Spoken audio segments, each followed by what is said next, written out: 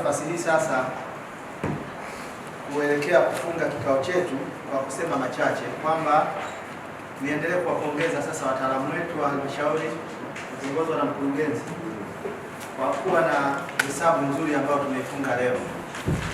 Imeonyesha kwamba kwimba hatushuki, tunafanya nini? Tunapanda. Kwa hiyo halmashauri inakuwa.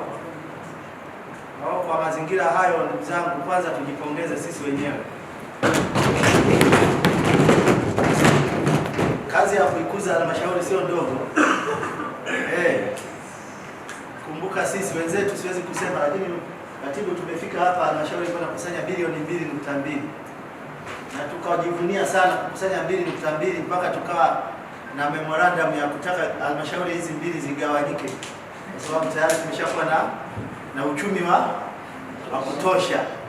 Lakini sasa hivi tunaenda kwenye 6. Wao ni mazingira mazuri ya kazi nzuri ambayo inafanywa na watendaji wetu, lakini pia na viongozi kwenye maeneo yetu wakiwemo mheshimiwa madiwani.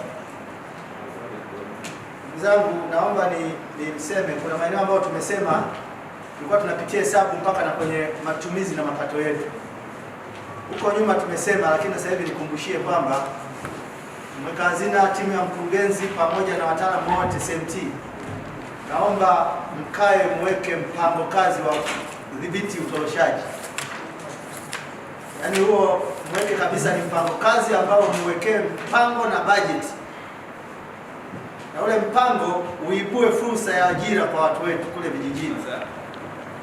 Na kwenda kuwapitisha kwenye mtiririko wa fedha ambazo tulipokea. Kwa mwaka mzima tumepokea jumla ya bilioni 67,652,949, lakini kwa mwaka ambao uliishia Juni 2025, kwa mwaka mzima wa 24-25, fedha ambazo halmashauri ilikuwa imepokea ilikuwa bilioni 65, lakini kwa mwaka huu tumepokea bilioni 67. Kwa hiyo ukiangalia kuna ongezeko la fedha ambazo tumezipokea kwa ajili ya kutekeleza miradi ya maendeleo, lakini pia kwa ajili ya shughuli za uendeshaji.